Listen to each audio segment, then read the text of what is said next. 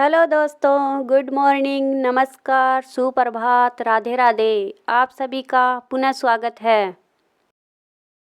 पिछली कक्षाओं में हमने चर्चा की थी रीतिकालीन काव्य धारा से संबंधित कवियों की। आज हम लेंगे आधुनिक काल को। इससे पहले अगर आपने चैनल को सब्सक्राइब नहीं किया तो चैनल को सब्सक्राइब करें, वीडियो शेयर करें, कमेंट करें, लाइक करें। चलो तो आज की क्लास शुरू करते हुए हम लेंगे भारतेंदु युगीन काव्यों की विशेषताएं। भारतेंदु युगीन काव्य की विशेषताओं में सबसे पहले है समस्या पूर्ति। भारतेंदु युगीन के कवियों ने समस्या पूर्ति के रूप में भी काव्य रचना की थी। भक्ति भावना, इनमें भक्ति भावना भी प्रमुख रूप से पाई जाती थी। प्रकृति चित्रण, इनकी रचनाओं में प्रकृति का भी चित्रण मिलता है। राष्ट्रीयता की भावना, विदेशी शासकों के अत्याचारों से पीड़ित भारतीय जनमानस में राष्ट्रीयता की भावना जगाने के लिए भी इन्होंने अनेक ग्रंथों की रचना की थी। देशभक्ति तथा राजभक्ति का अद्भुत समन्वय भारतेंदु जी से मिलता है। आधुनिक काल में समाज की दुर्दशा का चित्रण भी मिलता है, जो रीतिकाल के कवियों में नहीं मिलता। रीतिकाल के कवियों ने समाज की दुर्दशा से संबंधित अपनी आंखें बंद कर ली थी, जबकि भारतेंदु युग में सामाजिक जीवन की दुर्दशा का चित्रण अपनी रचनाओं में किया है। आगे है मुक्तक काव्य में रचना किया इन्होंने। इनकी रचनाओं में श्रृंगारिता का भी वर्णन मिलता है तथा भारतेंदु युग के कवियों की प्रमुख भाषा ब्रिज भाषा भी रही है।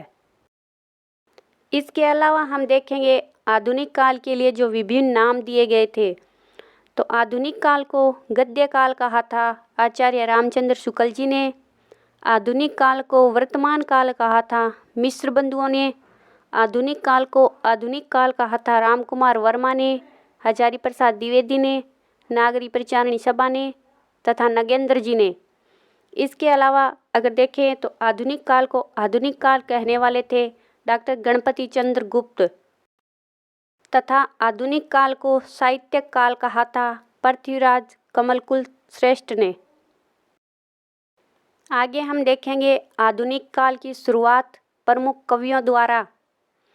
आधुनिक काल की शुरुआत वैसे तो 1850 ईस्वी में भारतेंदु जी के जन्म से मानी जाती है और सभी विद्वान इसके समर्थ हैं, तथा आधुनिक काल की शुरुआत नगेंद्र जी ने मानी है 1857 की क्रांति से, जबकि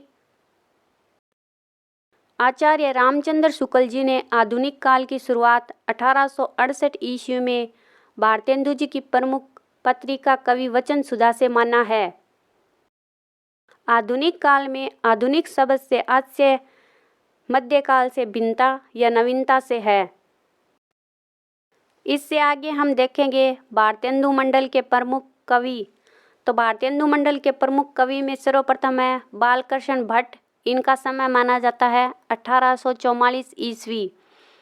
नेक्स्ट है भारतेंदु हरिश्चंद्र। इनका टाइम पीरियड माना जाता है 1850 ईस्वी। अगले हैं लाला श्रीनिवास दास। इनका टाइम है 1851। अगला है बद्री नारायण 1855। प्रताप नारायण 1855। बद्री प्रताप दोनों का 55-55 है।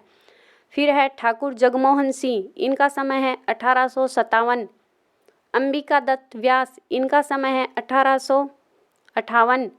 राधा कृष्ण दास। इनका समय है 1865 और बाल मुकुंद गुप्त। इनका भी समय है 1865।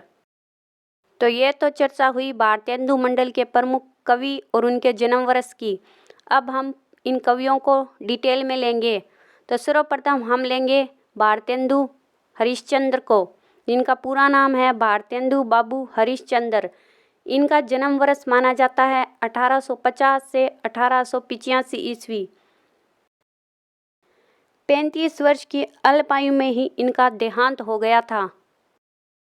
इस अल्प आयु में भी इन्होंने हिंदी साहित्य के इतिहास के रचनाओं के भंडार से भर दिया था। इनकी प्रमुख भाषा मानी जाती है ब्रज भाषा। शुक्ल जी इनके बारे में लिखते हैं, हिंदी गद्य का परिष्कृत रूप सर्वप्रथम हरिश्चंद्र चंद्रिका का प्रकट हुआ है। थैंक यू, धन्यवाद। आगे की चर्चा करेंगे नेक्स्ट क्लास में। तब तक के लिए खुश रहें, मस्त रहें, अपनी तैयारी जारी रखें।